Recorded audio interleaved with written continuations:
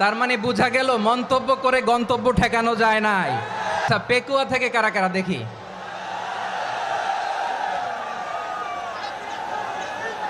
মাশাআল্লাহ মাশাআল্লাহ মাশাআল্লাহ।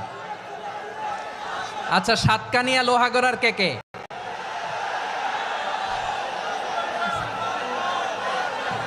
মাশাআল্লাহ, বারাকাল্লাহু ফিক। প্রিয় ভাইয়েরা, আমরা বন্ধুত্বে বিশ্বাসী, শত্রুতায় নই, ঠিক কিনা বলেন? আল্লাহ আমাদেরকে বোঝার তৌফিক দান করুক। তাহলে এই যে তারা বলেছে এদেশে সংখ্যালঘুরা কষ্টে আছে, দুঃখে আছে, এটা কি ঠিক? বলেন, এটা কি ঠিক?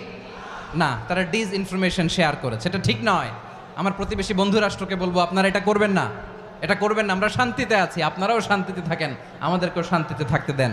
এই যে চিটাগাংয়ের অ্যাডভোকেট আলিফ হত্যাকাণ্ডে গোটা বাংলাদেশ আমরা ধৈর্যের পরাকাষ্ঠা দেখিয়েছে, চিল্লায় বলেন ঠিক কিনা? আমাদের নেতা আমাদেরকে ডেকেছে, আমরা শান্ত থেকেছি। আমরা শান্ত থাকতে চাই, আমরা ঐক্যবদ্ধ থাকতে চাই। যে কোনো ষড়যন্ত্র রুখে দেওয়ার জন্য ঐক্যবদ্ধ প্রচেষ্টার কোনো বিকল্প নাই।